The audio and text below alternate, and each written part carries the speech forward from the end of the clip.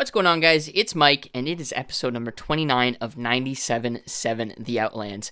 It is the second time I'm recording this part of the podcast, but it's all good. Feels like I lost a little bit of RP in real life, but the second time is going to be better. I just know it. First of all, we've already done this before. Should be in the bag. And second of all, I've got the cat with me this time. She's sitting on my lap, so we got that one plus one as well. We got Anticore coming on the show a little bit later on. We had a fantastic conversation. I guess the main benefit of doing this after the fact now is I can tell you and be certain about it that it was a fantastic episode with Anticore. I really, really enjoyed talking with him again, and I think you'll be thrilled for it. So I'll put timestamps and everything like that in the YouTube video and in Spotify as well.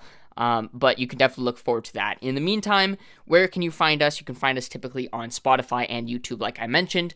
But if you want to follow the show and kind of more real-time updates, the show does also have a Twitter, 97.7 The Outlands on Twitter. You can also find that through my link tree, my personal link tree, Stereo Mike on Twitter, and then also on TikTok as well. This show, while a little bit late, will be coming in a more visual format on YouTube as well. So, like I mentioned, we got Anticore coming on the show a little bit later, but first, let's talk about news, and then let's talk about some competitive news as well. The big news, and the big thing that we got just recently was the June 21st patch 13.1. We got the patch notes, and they already got leaked by Autism Gaming 420, so we already sort of knew a little bit what was going on, but it was good to see the official patch notes from EA. While not all good, I think it's, in general, it's a pretty good patch. First of all, Control is coming back as a limited time mode. A lot of people were speculating that this could be Armed and Dangerous coming back, but it looks like it'll be Control again. And there's also an opportunity, or a chance, I should say, that we could be getting some new maps as well. Next big item we got was we are officially going to be getting the Valk Heirloom on June 21st as part of the collection event. As per usual, you spend all your money, you collect all the cosmetics and items, and then you're able to redeem that towards the free heirloom. It's very, very well done. It is a Suzaku spear. Very well done. The animations look very clean. The animation that looks pretty weird in my opinion is the flying animation. It's just kind of like wobbling around. But overall, very, very good heirloom. I think Valk mains are going to be very happy with it. Lobo mains, otherwise, we're not very happy with this heirloom. Only because of the timing. Valkyrie was released in Season 10, and Lobo was released in Season 5. There's every season is 3 months. That means there's a 15-month gap there. Right, so 15 months between when Lobo and Valkyrie release. Yet Valkyrie, obviously the much more popular character, is getting it first, presumably just for money. But I can't, Watson mains waited, Crypto mains waited. I can't criticize too much because I know for a fact that the Loba heirloom will be coming at some point. But it seems like it a little bit like Respawn's trying to cash in a little bit before they nuke Valkyrie. It feels like that'd be a terrible situation. Imagine if everybody buys the Valkyrie heirloom and then they nerf her into the ground. Whew, people would be a little bit upset, but that would mean we're closer to the Loba heirloom. So take it as it is. Next up, we are going to get a Lifeline town takeover. It's going to be on Olympus, first of all, and it's going to be in that northwestern corner of the map. Primarily, it was like 3 buildings previously. The zone pulled there all the time, so I'd imagine that the zone is going to continue to pull there all the time. But it's that northwest corner in between Gardens and Bonsai. And they're in that town. I don't know the specific name, but it's going to have an area of effect healing station. So if you're similar to how Pathfinder's Boxing Ring has like an area effect on gameplay, if you're in this area, you'll have healing. You'll basically have a dock drone attached to you. So fighting in that space is going to be really weird, but it's also going to be very interesting and a good shakeup, in my opinion. New town takeovers are always a win, even if it's like a little bit, not that great. It's always a win getting new spots to land, and hopefully the loot's okay. So with that Lifeline town takeover, it seems like the June 21st patch is pretty much the Lifeline patch. We got a new story from the Outlands short on YouTube. It is very, very well done. It follows the story of Octane and Lifeline kind of screwing over their parents to help some other people and to do what's, quote unquote right. And, they obviously get into a bunch of trouble and all that stuff. Is very, very well done. And it's among my favorite story from the Outlands. So definitely go check that out if you get the opportunity. I think it's on the Apex Twitter and YouTube. But in addition to the story from the Outlands, she's getting a story from the Outlands skin, a skin of what she was wearing. She's wearing band merch from her band, in which she's the drummer, which is really, really cool. So she's getting a skin and also a new intro on the character select screen when she's chosen. She's now going to fly in on a wingsuit like she did in the video. So highly recommend checking that out, and keeping an eye out for that skin and intro. I think it would make sense if it was released on June 21st. I don't know if it will be for sure, but it would make sense to me if it is released on June 21st. So those are more cosmetic things, obviously, but actual gameplay related Lifeline changes, there's a pretty good number of them. And I'll save my opinion for at the end, and I also chatted with Anticore about this as well, but we'll just give you the facts first before I interject at all. The DOC, the DOC, her tactical, the DOC healing drone, the loot pool has basically gone from 150 to infinite. So it's only going to stay out for 20 seconds as it previously did, but instead of capping at 150 health points healed, it's going to have infinite. So you can essentially be healing your entire team for the 20 seconds, which is really cool. And then also the DOC radius has doubled now. So the space that you're able to reach and get healed from DOC has now doubled, which is going to be really interesting because before, if you're trying to be healed by the drone, you have to basically be very close to where your lifeline, and you had to stay there. So now presumably you'll be able to fight and be a little bit more spaced out, holding different angles, which should make Lifeline a little bit better because you'll be able to fight while doing this, and you'll all be able to fight while also all being healed as well, theoretically. Teammates can now opt out of the combat revive. This will be very helpful if you notice that, things change all the time. Situations change in this game very, very quickly. And if you notice that you're in a bad spot and you'd rather have your knockdown shield, you're not able to opt out of the revive. So that's really only going to be helpful if Lifeline puts you in a bad spot or is a little bit antsy, as sometimes happens, and gets you, maybe a little bit out of cover or not in a spot that you'd like. So you can now have a little bit more in control. If it's a situation where an opponent is running up to you and they have no impediment, like the Lifeline's not standing right next to you, you're probably going to die anyways, even if you do opt out, but it is good that you have this control now. Her care package cooldown on her ultimate went from 5 minutes to 3 minutes and 30 seconds, so that's a 90-second reduction. In my opinion, I almost gave my opinion. I said I was gonna save it. So I will. We got one more thing. Her care package is not going to have a beam of light, a beam of blue light before landing anymore. So now, once it's down, it will have that beam of light, but now when you're putting it down, it won't have that beacon. A lot of times, you'd be able to call out and see a Lifeline from pretty good distance away, just by watching where she's waiting for her ultimate. So I guess my opinion on this is I would like nothing more than a good Lifeline. I think she was at her best when she had the res shield and she was able to play it that way, and obviously fast heals. But this is gonna help her for sure. But I don't think it's enough to make her relevant or quote unquote good. Only because a big part of this was reducing the cooldown on her ultimate, right? And I still think generally her ultimate is ass, only because you can generally, I keep saying generally, but most times, especially if you're playing with an aggressive team, you can find the loot that her care package provides on the ground. And I've always said this, that if you're playing Lifeline to get good loot, you should be playing Loba, right? So obviously Loba doesn't have anything to do with reviving or staying alive that way, but often you're able to get good enough loot to keep your team alive anyways. But the DOC drones are the DOC buffs where the radius is doubled and then the health pool, that's gonna be impactful. I think if you're able to basically if you sit there in the entire 20 seconds of the DOC's drone, you're gonna be able to soak up a lot of health, even if you get beamed again, if your shields get cracked again and it goes into health again, Doc's just going to continue for the entire time he's up.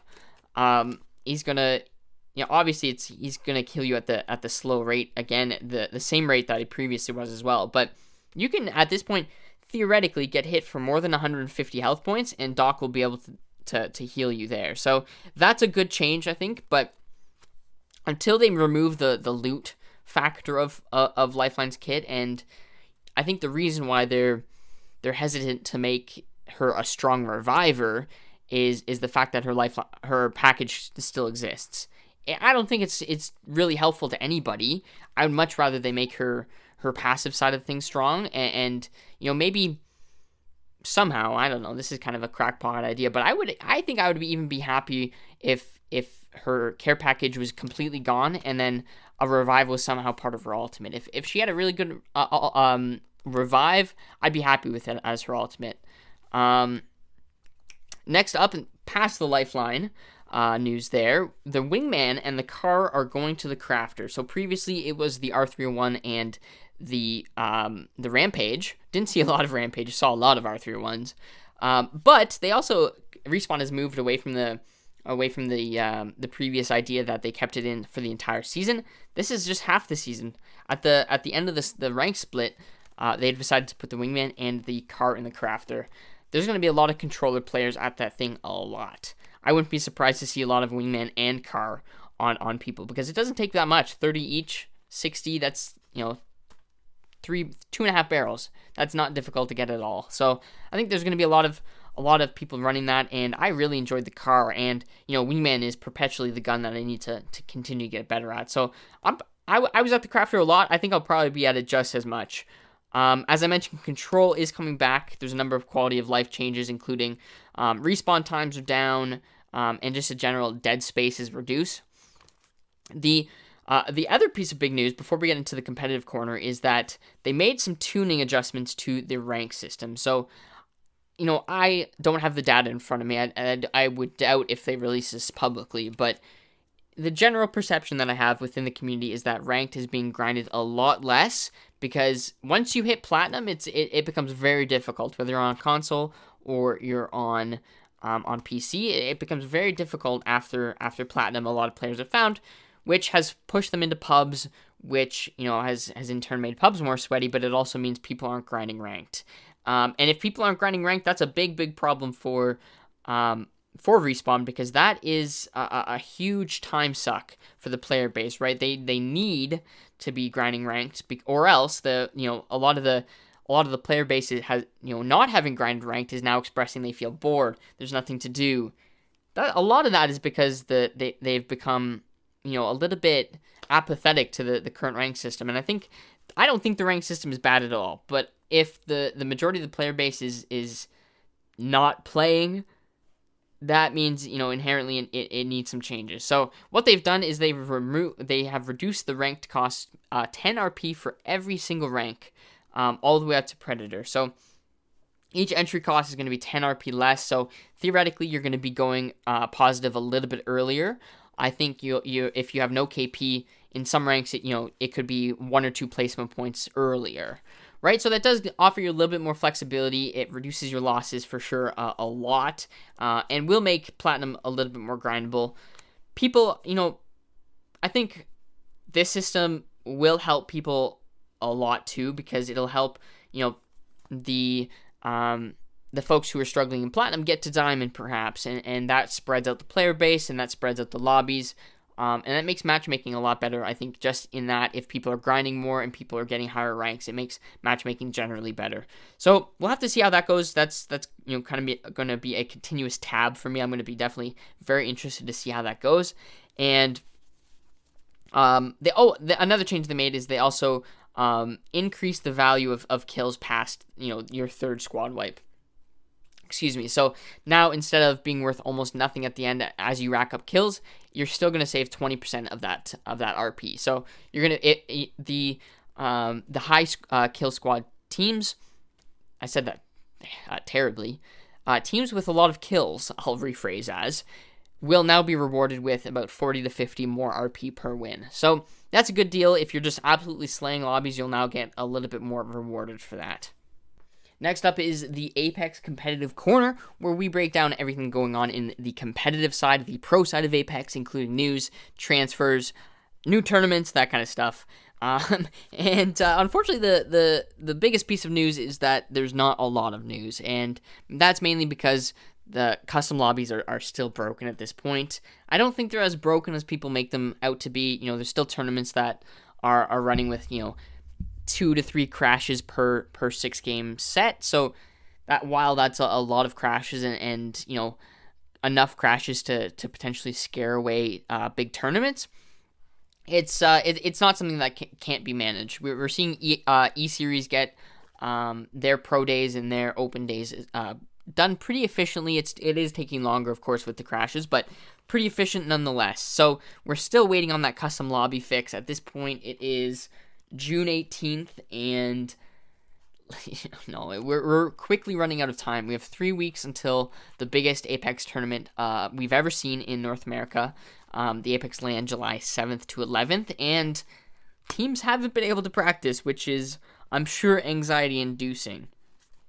A piece of good news before we get into some more bad news about the competitive scene is Hardeki receives his visa. He had to travel all the way to Dubai, but the former Gambit player from Russia, he was able to receive, and he's going to be able to attend and play in the Apex Global Series Championship in North Carolina, USA. So that's fantastic news. Hardeki is obviously one of the best players in Apex. Unfortunately, it does look like Leogri on his team on X Gambit will still be unable to attend, which is very unfortunate for his team and for the Apex scene as well.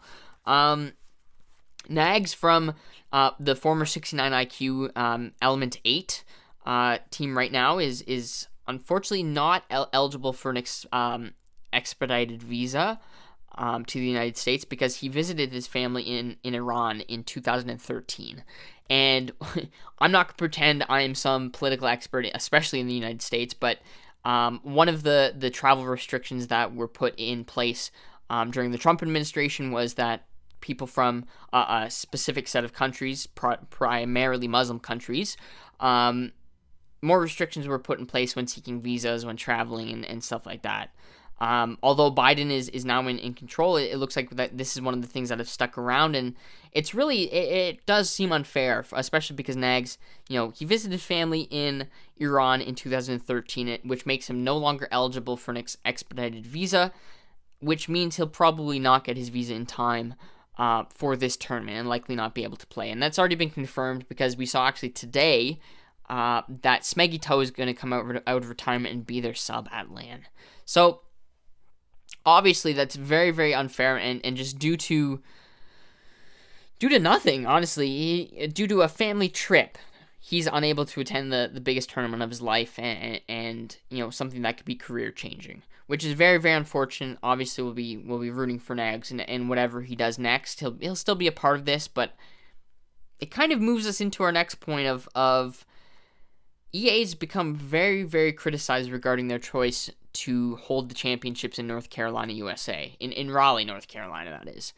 And what people are saying is if this tournament was held in the European Union, Stockholm, Krakow, Poland, like the 2 previous championships, it would have been a lot easier for a lot of these players to get visas. And while I don't know the full extent of the European and Asian players and the I guess the players from Australia, a lot of them are probably still waiting on their visas, and if they can't play predominantly because of EA's decision to hold the championships in Raleigh, that's not a good look, right? This is the biggest tournament of Apex's history, $2 million on the line across these lobbies. And if it's just, kind of a North American sidebar tournament because, God forbid, 2 teams from EU can't have players, right? It seems like this could be a completely avoidable. Nobody had visa issues when it was in Stockholm, for example, and now all of a sudden people are having visa issues only because of EA's choice to hold it in North America. And I don't think viewership was it is going to be that much different, right? The Asian and the European and the African viewership of Apex, who are not in the Eastern time zones, are just immense, and they're powerful, and they're going to be watching no matter what. But I don't know. It's just it seems like they could have gotten a lot better results, and it could have been a lot better of a tournament had they held it anywhere else besides the U.S. And also another point of criticism that EA's gotten is they're not going to have isolation pods for this tournament as well. So each day you're going to have to test negative before they allow you into the kind of the secondary screening area. So if you test positive, then you can't play. So that's in a lot of different people, including Hal, have criticized them because that leaves a lot of risk for the players, right? They're expected to hang out all day in the general population, and among fans, amongst their family, amongst all these different people who have traveled from near and far to be at this tournament. They're gonna have to eat with them, sleep with them, all these different things. A lot of players are expressing that they would have preferred if there was a COVID check-in at the beginning, and then you were unable to leave that portion of the space. And obviously that would require EA to fund a lot more things like meals, like accommodations and things like that, which they're probably unwilling to do. But I don't know. I really, really hope that COVID is not an issue at this tournament, but we saw how easily a lot of guys can go down with COVID. Jen Burton came with it, and Zach Mazer as well. And it would be a real shame for more tournaments to be ruined by that kind of thing. So fingers crossed. This seems like it's going to be a shit show, but the good news is that Apex will be played on some level, so we'll be able to experience that. I just hope it's the best indication of the talent that we have in Apex worldwide. And I don't want it to be a Mickey Mouse tournament as well. I want the winner to actually, carry some respect, right? Not just everybody to be like, oh, well, it was the LAN where 6 of 8 European teams missed, So, anyways, I'll stop. I could rant on for another 20 minutes about the things that EA is doing wrong at this event. I just hope, I'll choose to put more positive vibes in the atmosphere and not jinx it, I'll say. So moving on, this is going to be our interview and our conversation with Anticore. You guys know Anticore if you've been around a while. He is absolutely an amazing human and an amazing Apex player as well. He plays a really niche character in Seer, and I'm saying this after already talking to him, but I just really enjoyed diving into his thoughts and kind of into his content journey. Things have been changing for a lot of Apex creators as well. But it was just a very, very good and very enjoyable conversation. I'll have all his links down below and where you can find him on TikTok and on Twitch and on Twitter and that kind of stuff. But guys, I hope you enjoy it. This is my conversation with Anticore. There we go. What's up, Corey? What's up? Dude, I am very, very excited to go here. How are you? I'm doing good. I've been chilling. Right on, man. Right on. So, before we get into it, I kind of gave you a bad intro. I know we've done this before. I was thinking it was the start of June last year. Yeah, it was a while ago. Yeah. So, I'm everybody around my part knows who you are, of course. Around the TikTok community, people know who you are. But if you had to give a brief summary of who Anticore is, what'd you say? See, I used to say like banner setups and all that, but I've been trying to branch out because for the most part, I don't know. I've kind of gotten away from it, not completely, but I've been doing other stuff and enjoying like other aspects of Apex and all the kind of content creation. Absolutely. That's awesome. Where are you at, like with Apex and everything? How do you feel about that? I'm gonna be completely honest. I haven't been playing Apex nearly as much as ever. I took a break from it lately. I've been on like a week break or something, like here and there. I was just saying to them, I don't know if it's who I've been playing with or the game in general, but it is dry. They need something like soon, very, very soon, because it's not what it used to be at all. And I don't know if it's the season or what, but it just kind of came out of nowhere.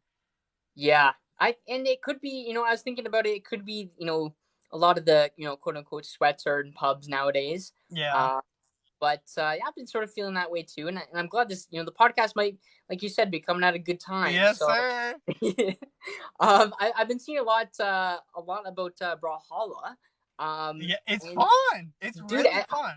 I've never played. What's that game about? Okay, so a lot of people, and it's always funny because I heard it when I'd play it, but it's like it's a fighting game, but the people in the fighting communities don't consider it one. So like people are kind of the same way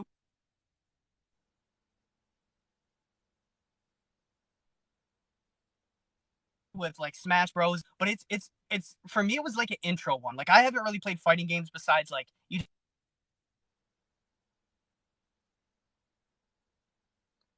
have a friend, which is like each each legend has two weapons. So when you're playing that, you can get some of the different weapons with somebody you shouldn't have. So stuff like that. But it's a really fun game, and I think funny enough, Apex needs to learn something from Brawl because they do like a lot for the community. During streams, they'll give out rewards, which Apex has started doing. They listen a lot, like very open about their decisions on stuff and stuff like that. But it's fun because it's one of those games where you can really just mess around with friends. Like Apex is the same way, but you're in a lobby with random people. You could be in there trying to have the time of your life, and people are just, hey, I need my 20 bomb. Hey, I want to have a high kill game, like whatever, and just completely different mindset. Yeah, It's fun. yeah. I guess have you enjoyed that part of it? Just kind of just going in there and just laughing, and I guess yeah, because you wouldn't not necessarily take it as seriously because I imagine it Yeah. doesn't have a rank mode. Oh, they have their ranked modes are so sweaty, but it depends. It depends on how high you get. Like the one thing in that game that pisses me off to all extremes is what they call sig spamming. So it's in the game there's like normal attacks, like you can have your little chain combos, whatever, and then there's a sig, which is like their signature move, whatever. You can do different directions with it, and it's a move that usually does more attack than anything else. So in people's brains, they're, hey, if I use this one over and over, I'll kill him quicker, whatever. But that's about the only thing I don't like, and people like overdo that. But besides that, the game is so fun. That's funny how like no matter what game you go to, there's always people just like slightly Yep, the cheesing crappy and tactics.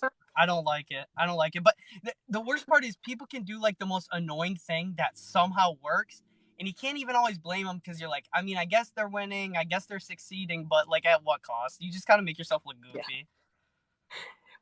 Would you say in that game Apex players would inherently be okay, or is it like something completely new to learn? I think it would. I think they would be fine. See, I don't think it's necessarily the same skills. Like if you were to go from like Rainbow Six to Brawl, I think for the most part you could do fine because you have those same kind of skills and talents where it's hey positioning, basic aim, learning the characters and what you can benefit from them, like how they can help you out in your every round or every game. Brawlhalla though, it's I would say drastically different, but for the most part, like I was saying, it's kind of like an intro to fighting. It's not one of those where you go online and you go against somebody who's played years. You could have somebody just starting out too, and the mechanics are pretty easy. So I think it could be an easy switch if anybody ever wanted to play the game as like a side game or something like that. Okay. So now is there like a character you main on that game as well? Oh, I have a couple. There's a shark named Mako, and it's supposedly like Poseidon's daughter or something. And it has great sword and katars. And katars are kind of hard to understand or learn, but the great sword people hate it because it's, I wouldn't even say it's cheesy, but it's one of those where it takes uh like low, even if you hit a low amount of hits, it'll do a good amount of damage, but they're even buffing it right now since it's not that good. So I mean, I guess it could look at like a talent thing, but I think it's fun. I do Mako. Oh, who else? Mako, Val, which is like I think it's supposed to be like an elf or something. It has sword and gauntlets, and then Wushang, and that's the one everybody messes around with because the sigs on Wushang are unlike any other, like really good. I love it. And then Uh, Bot says he bullies me in Brawlhalla because I lag. Yep, it's so funny. I love it. right on. How is the Wi-Fi situation? I know when we talked, it was a little bit rough. See, it got to the point where I'm not okay in game and on stream. I'll let people know, not just as an excuse, but like, hey, if stream's doing bad, probably because the Wi-Fi, or if I'm not doing as good as I could be. But lately, it has not been that bad. It's actually been pretty good. I got Ethernet, and for the most part, it did better, but lately it's been really good. I don't know if the company we have upgraded or what. Because the biggest problem is, like, people are just trying to be helpful and whatever, so they'll give like ways, hey, maybe try a different provider, whatever. I try to tell, we have 2 providers in our area, and we have the by far better option. They just both suck though. So Yeah. it's one of those where it's kind of, you gotta hope for the best. And lately it hasn't been great, but it's been consistently like decent. So I Yeah. haven't had as much issues. Knock on wood. Hopefully all Yeah, the for gremlins yeah. are in summer school. Oh yeah, that's probably why too. Oh lordy. All right. Um, so Seer and Yep. Squid mentioned the crazy Seer main, and I think at one point you may have been a little bit crazy out of your mind to be using that character, but now he's Yep. kind of shaping and working his way into this thing that a lot of players are using. Like for example, Yeah. just in Pred and Masters lobbies, he's seen just this week like a 13.5% increase in play and increase of usage. Like Imperial Hal is using this guy now. Yep. How do you feel about that? Because you've been the guy, right? You've been the guy behind him, and Cause now, I tried to advocate for so long and tell people. I was like, listen, I always make jokes of it and try to poke fun. I don't care who anybody plays, and especially like Bloodhound mains. I can understand it. You either have a lot of kills to your name on Bloodhound and don't want to lose them. You have good skins, you know, you're credible with that character and you don't want to switch off. So I understood it. I would poke fun, but whatever. But when it came to Seer, I tried telling people, I was like I've played Seer and it feels drastically different than any other legend. Like people have asked me, you know, how do I figure out who I main? I said, maybe just wait or keep trying the ones you've already tried over and over. And then once you get good with them, you might be like, oh, well, I actually really like this one. I didn't think I would. Well, Seer, to me, I started, and it wasn't just because he was like busted at the start, because he genuinely was. It was even after the nerf, I was like, I still like him. Like, he's fun. I tried telling people, and people, oh, he's not good. He's not that great, whatever. And one of my favorite videos I did a duet to, or I stitched it, was when Lulu was talking about how good Seer is and the potential, and like how he outclasses Bloodhound in the constant like scan department and some of the other stuff. I tried telling people, and I said, this is a huge step. This is really cool, because now the pros and the more credible people that their opinion goes down on others is getting out there. So now people are being like, hey, maybe he wasn't bad after all. Maybe we bullied Core for nothing. But it's genuinely really, really cool to see. yeah, absolutely, yeah. Seer is very underrated right now. I think I'm not really looking forward to the Imperial Hal effect where there's like 15 Seers in pubs. It's going to be a little Oh bit yeah. a little bit cancer. But yeah, like when I see that alt go down, it's like a free, it's like a three piece Yep. right there. Yep. It's all in how you use it too, because with the ult, there is a couple people that know, but if you crouch, or I think if you're walking and not running, it doesn't pick you up. But I think most people have auto sprint on, so it's kind of like a lose anyways. But it's really good, and a lot of people try discrediting it by saying like, well, you can just shoot it out, or you can put it like in a place that people have to put themselves like in a line of sight to shoot it. And I have a clip. I don't know if I ever uploaded it or not. And somebody went out of their way to shoot it while they're out in the middle of the open. I one clipped them, and it was, I was laughing hysterically just because how it ended up. I think I was talking literally at that moment about people, how people do it, and I threw the ult out and somebody did it, and I was just laughing. It's It's like just a nice ult, and unintended bait. the tack is really good. Do you miss the damage? Because Squid says they look you wish they kept it.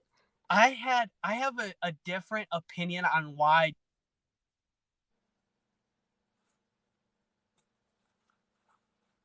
do than some other people. It want it because that reason, because I didn't want people using his scans as like a, hey, let me get a little bit of damage before I attack. It should be like, hey, let's figure out where people are and help the team out.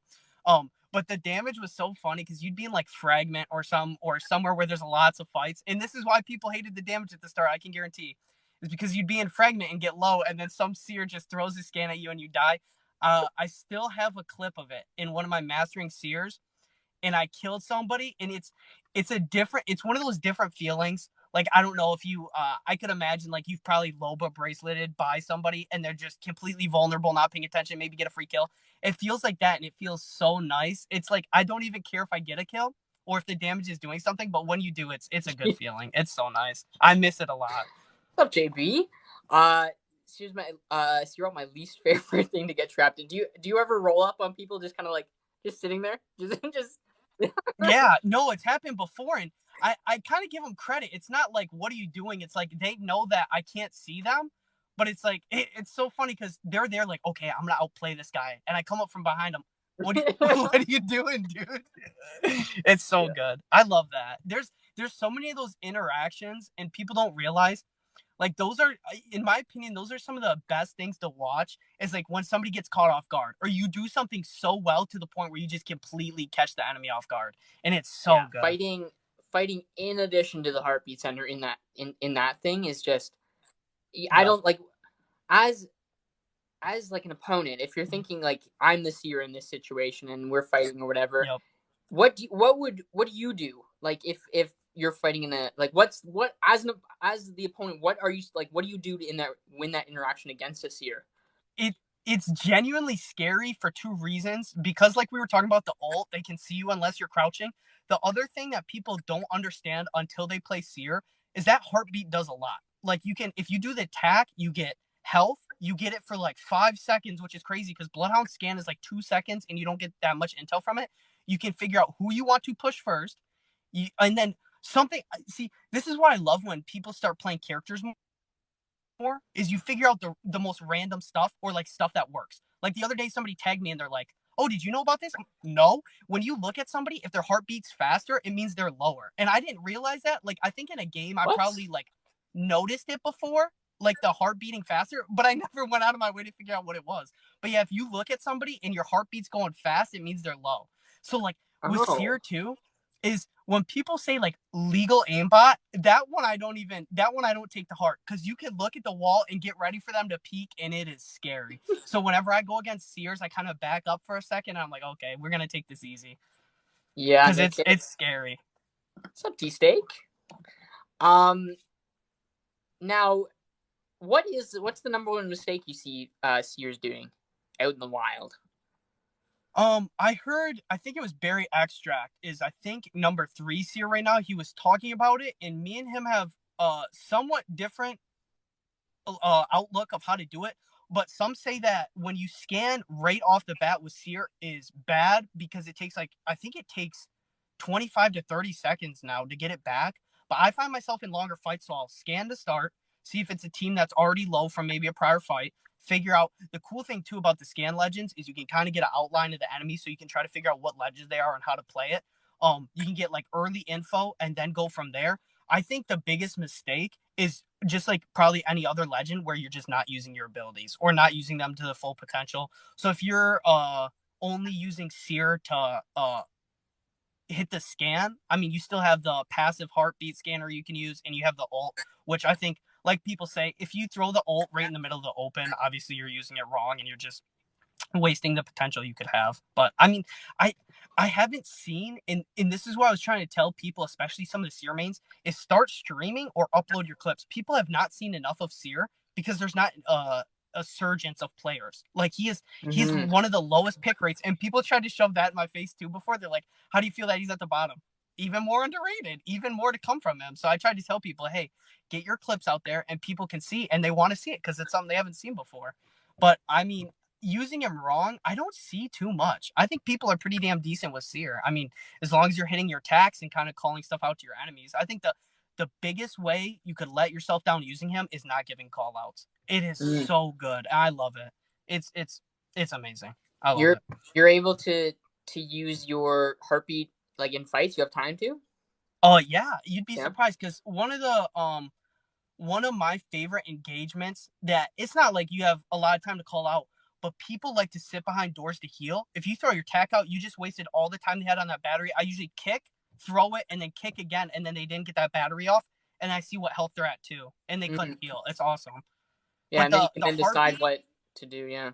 yeah, the heartbeat, I usually get to use it, I would say, um, when you know somebody's gonna peek around a corner. Or like maybe we'll say like fragment, where you have some of those buildings that's 3 floors and you gotta go up the stairs, and then there's those platforms. If you're Mhm. looking up there, you can see when they're about to peek. I usually tell people, don't bother using the hands to use your heartbeat. I would say use the scope or the tack instead, because with the tack, as soon as it's orange, or you know that they're like, and you try to get people in the middle. Because if you try to throw the tack while they're toward the outside, you're probably not going to get them. But use, I'd say, the gun optic and then hold out the tack and not throw it to scan. Because with your hands, you either have to react and then throw it, or you have to pull your gun out if they're going to peek. So, I Mm-hmm. mean, little stuff here and there. Yeah, that's like super niche seer stuff. I love it. Yeah. Yeah.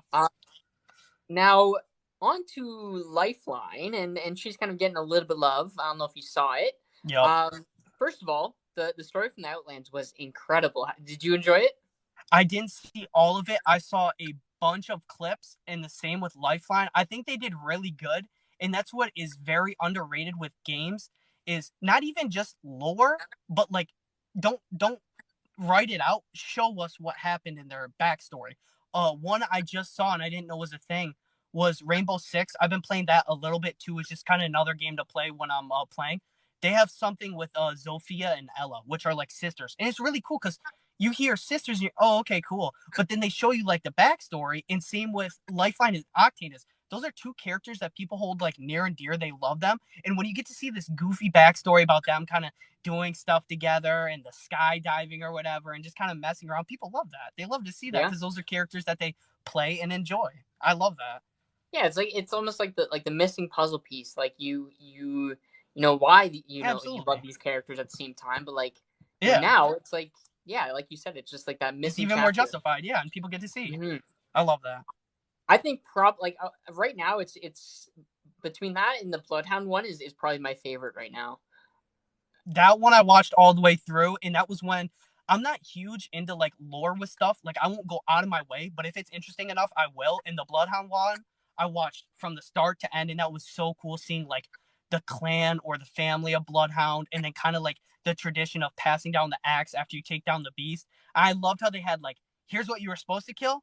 Good luck with this. I love that Yeah. so much.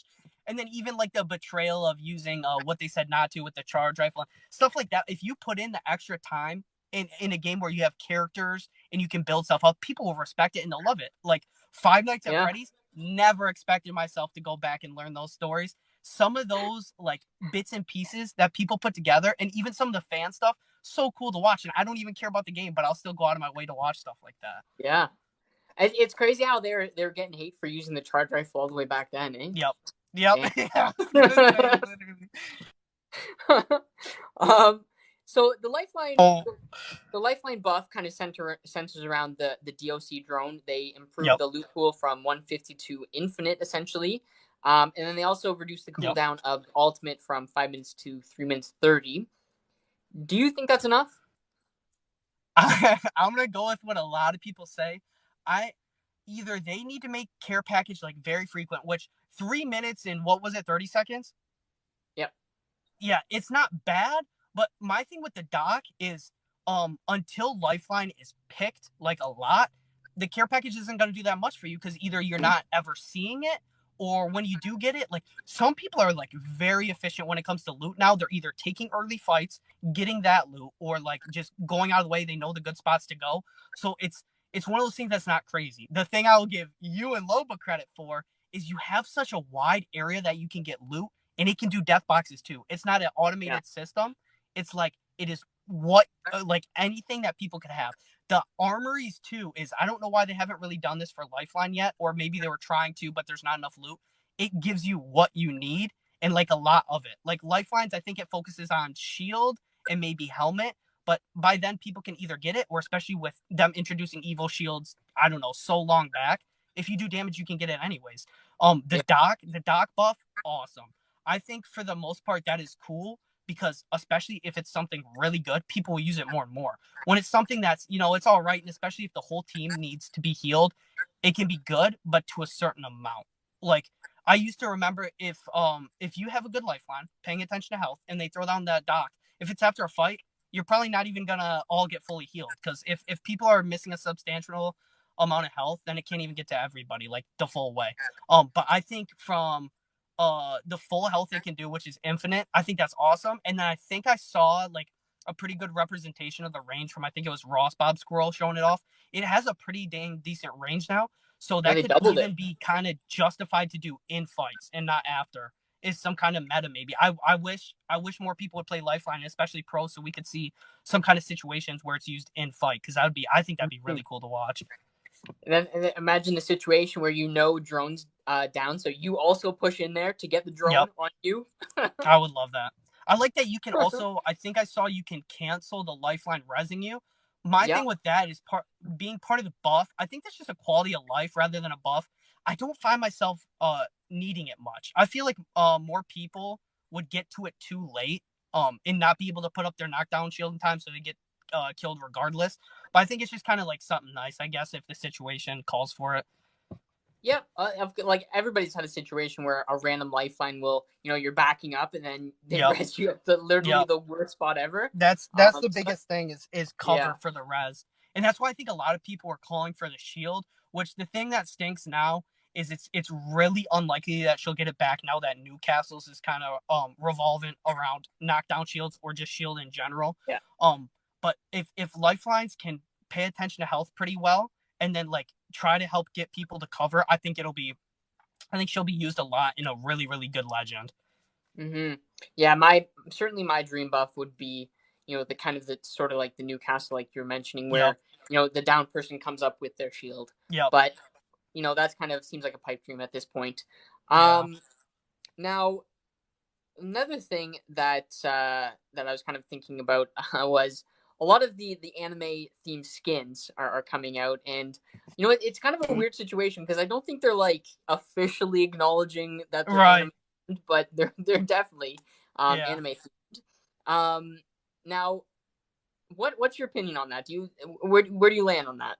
I think it's awesome. And one of my favorite things about Fortnite and Brawlhalla is some of the crossovers. Now, I do not in any capacity think that games should put too much effort into them. They should, if as long as the game is at a good state and it has what it needs taken care of, go for it. Because people thoroughly enjoy that.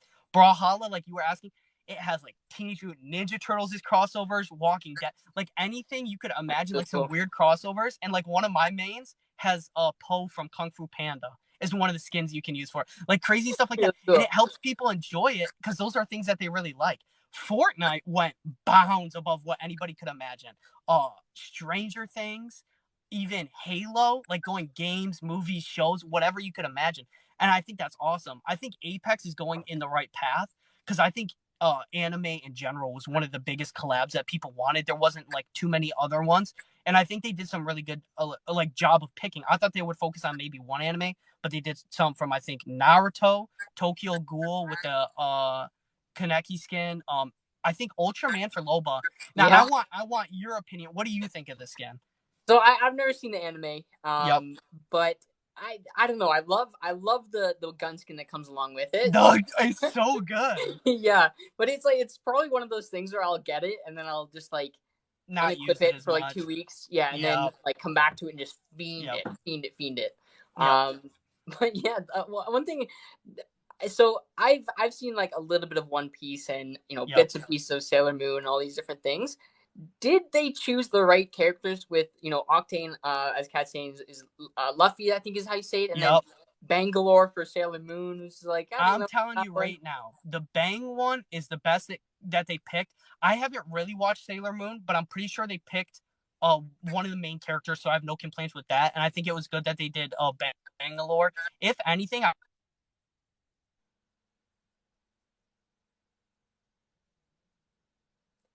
think I may have lost audio for a sec. Oh no. For whatever reason, I don't have your audio. No, what's okay. There we go. There we go. Can you hear? Yeah. Okay, yeah, I was about to say somebody called me. But I would say I hope or I want to see them do it again in the future so we can get some of the other characters from the animes. Because Sailor Moon, I wish they probably would have done the main character as Loba, the one with I think it's blonde hair. I don't even know her name because I haven't seen it.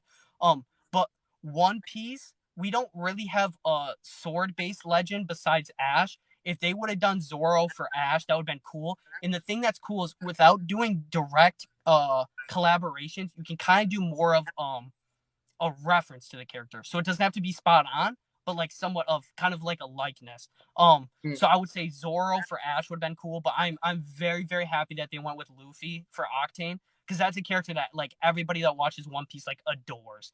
And I Yeah. think that was really cool. I think that for the most part they did go with the best ones. I don't know if I'd pick anybody else from Tokyo Ghoul rather than the main character they did for Bloodhound. And then I gotta say, they did Seer very well. I don't know what characters I would have done for him from any other anime. I'm glad they went with the Power Rangers. That is so Really cool. cool. I love it. I think That's people I they would. had a gripe with his like ring. I don't mind it because most of the skins, if not all, have the hat anyway, so it's kind of like a likeness of both rather than just the Yeah. one character. Is that the general rule? You think he's always gonna have the hat? I think so because what was the skins that people tend to hate the most, and I feel bad because I kind of agree, are the really big hat ones. I think the recolor they did, the black and white one, was cool. It's just it kind of looks goofy. I would never have imagined one of the Apex Legends with like a huge hat. I do gotta say though, if they keep going the collab route, I would love to see the Witch Doctor from Princess and the Frog. I think that would be a sweet skin for Seer. Mm. Who I was thinking about another one. I can't remember now though. Oh, I don't know. The cool thing that they did, and I will give them heaps of credit for, is go kind of like the singer route, because that's what Seer is. He's a singer, and so I would like to see is as far as it would set me back with the jokes about Seer, I would not mind a Lil Nas skin. Like he wore a pink cowboy outfit like when he was performing Old Town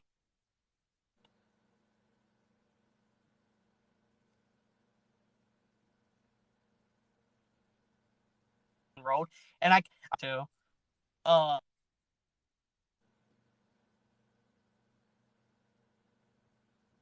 Series. I think that'd be cool. Right on. Now Wait, can you hear me? I think I may have lost you for a sec. Now you're back.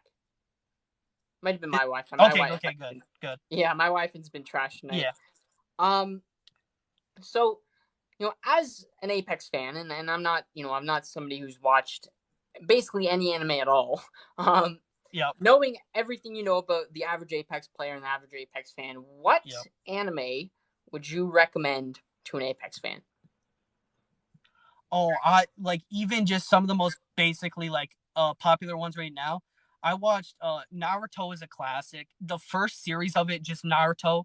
It's one of those that like you can enjoy watching because you're sitting there rooting for Naruto and some of the other side characters. That's one where I think they did really good with the side characters. Like most of them you care about. Just like any other show, there's some that you're just not gonna like, and you're like, hey, I'm kind of glad they're not on screen right now. Um, but Naruto's really good story for the most part, feel good, and then they get into Shippuden, and it's like their great ninja war, and it's so cool because you see like the different sides of it and the people playing huge roles. Attack on Titan is another huge one. It's that comes out of nowhere. Like it's hey, we got to take down the Titans, and then it starts going into like government corruption and like all this craziness. So I think people tend to really like that one too for the crazy plot it has. And the one thing I really want to see in Apex that I would love is I can't remember his name exactly, but he's got I think like a lizard or a gecko profile pic, and he makes these like concept arts for banners and like badges people could use. He's done Attack on Titan, JoJo's Bizarre Adventure, Naruto, and it's so cool. And I would love to see people do that. I think it'd be really cool. Right on. That's so Attack on Titan and then the Naruto's as well. That'd be Yep. right on. That's awesome. Um, so now, that's kind of the majority of the stuff I had for Yep. the main chunk of the show, and I wanted to close out the show and Yep. to kind of pay homage to your roots as the freaking skin god. Yep. I wanna test you a little bit. I want to give you All right, 10 let's see it. skins, and I want to see how many you get. So they're gonna Okay. range from pretty clear to pretty bizarre as well. So I want to see how many you get. I think you'll probably get all of them. Hopefully. Yeah, but we'll have to see. So number one, I'll only say the name, and then you just gotta tell me what legend they're for. So we'll Okay. start with number 10, Flashpoint. Oh, that's Wraith. I love that skin so much. Right. Yep. Next up, this one might appear pretty obvious. Out for Blood. Oh, Out for Blood is Seer. Yeah, the vampire. I love that one so much. I don't use it as much as I should though. That one is very, Really? very underrated. I like that one. Yeah, I I think used I to saw it in one. Heartthrob. Oh, Do you know okay. what that one is? Is that That's the the one? purple one. I love that one so much. The It was purple his one. launch I think I bundle. definitely. Oh, okay. Oh, yeah, yeah. Yep. Yep. Right on. I think I saw the Out for Blood in one of your recent videos. Yep. Another sort of might be a little bit bottom rope one. Clocktain. Oh yeah, Octane. Yeah, that one's a good one too. I'm so glad when they bring that back, that all the new players can try it out. That's a very good skin that they've done. That was just recently brought back, wasn't it? Yeah, I can't. The funniest thing to me is I'll make like a video on them when I used to do banner setups, and people be like, "I can't wait for them to bring it back." And I'm like, "Hey, hate to tell you, they kind of just brought it back too." Oh no! Oh no! Yeah, it feels bad every time. Yeah, no doubt. But yeah, you have to wait another 7 months. Sorry. Next Yeah, up, literally. we have Petty Theft. Oh yeah, that's low, but that's a good one too. Loba. I like I that love one. that skin. I love that skin. I also like the matchy Rev one as well. Yep. Next up is a Gaze Eternal. Oh, that's Rev. That's by far one of my favorite Rev skins. I don't know how they came up with that, but they did a dang good job. I love it so much. Fantastic skin. Thunder Kitty. Oh, that's Watson. Yep. That's Skin. the one that matches what crypto. That was cool that they did that. I like that. That was I think the anniversary they did all the matching skins. I think they picked some pretty good ones too to do it for. Yeah. I think I've also seen a couple of I saw one fan made recolor. It was almost like bubblegum, like pink and blue for that one. It's like, oh my gosh. But I I'll don't know DM if I if I saw that, but I think that'd be cool. We need more yeah, pink skins for sure. it looks so cool. Yeah. Next up we have Philosopher's Stone. Oh, that's caustic. Yep. I Caustic. like that one too. That one's clean. Iced Out. Oh, hold on. I gotta think now. Iced out. It's oh. Is it Octane? I know there's an ice skin for Octane, but It what is is not it? Octane. It is Pathfinder. It's that icy. Oh, it's the Battle Pass 3. Yup. That was the other one I was gonna say because I wish they'd do more like that. That was a very good Battle Pass and very, very underrated. Dude, I get shit on by that skin probably more than any other Pathfinder skin. And you never see it either. So when you do, you're like, I mean, that was pretty cool. I like Yeah, I like that I ran into them today. yeah, just a popsicle just grappling towards your Yeah. face. We have two left. Millennium Okay. Tusk. Oh, that's Gibby. That's a really good one. That's probably I'd say probably my favorite of the OG ones. That one's really nice. And then finally, we have Red Carpet. Oh, that's Mirage, isn't it? Mirage. Yep. I love that one. That's a good one. His anniversary one. Yeah. Yep. How do you feel about that one? I think I think it's one of his best ones. Yep. I agree with that. Because it's the one where it's like he has like the flesh on his skin, right? It's the gold and it's the red and it's also the flesh underneath. I usually rock that I forget which one it's called, but it's the fully yellow one. That one. I usually have that one. Is it his original one or is it one of the events? I think it's the original. Yeah, I think yellow. I think it's Revenger is what that one is. That one's good. The one I really want to see them bring back, one of the recolors, is the one that looks like Iron Man. I think that'd be cool. That's the red and gold one. Oh yeah. Yeah. It hasn't come back in a while. Yeah. Yeah. That's awesome. Is that what would you say is your favorite Mirage skin? Probably because of the roots. I'm probably gonna double down. I think I said this last time is Old Town, the cowboy one. That one's very nice. And I think besides Red Carpet, when I used to main Mirage, that's definitely the one I use the most. It's just nice. I like the cowboy skins from Mirage. Absolutely. Any chance you bring him back? Probably. I'm not bored of Seer. I think I'm bored of like not fully, but I think I'm starting to get bored of using the same legend over and over.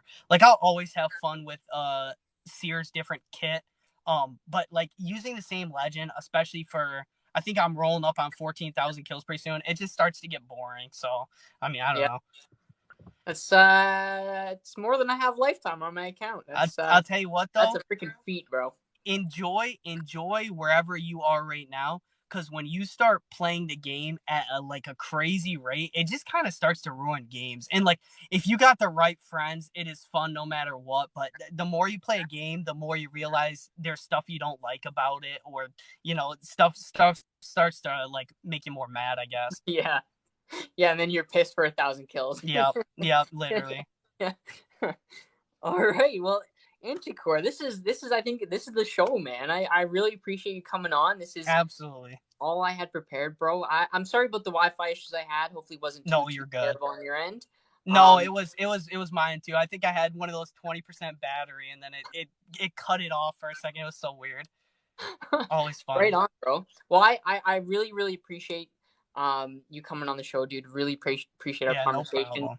problem. And dude, we'll have to. Well, I don't think I've ever played Apex with you. That's the craziest I'm thing. down whenever. I need to play with more people. That's the one thing I figured out about myself, is I kind of have like a closed circle, which don't get me wrong, comes in clutch sometimes, but then you miss out on the opportunities with other people. So I mean, I don't know. Absolutely. I'm down whenever. Just shoot me an invite or let me know, and I'm down.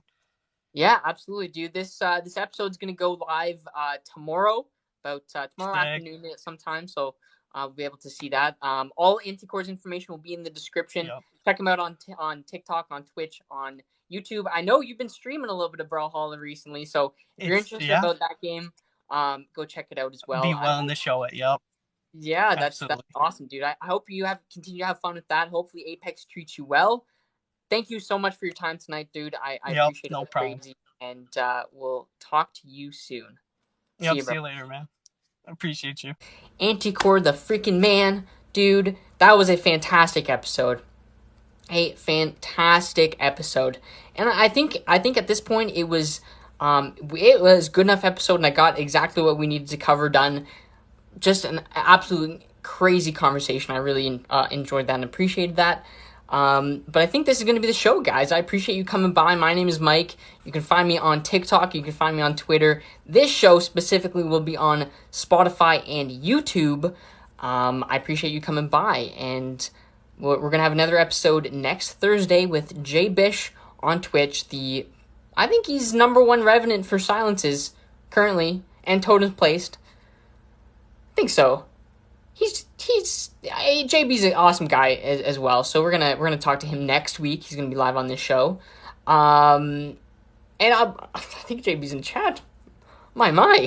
But JB next Thursday. We're gonna end the show here, guys. Thank you so much for coming by.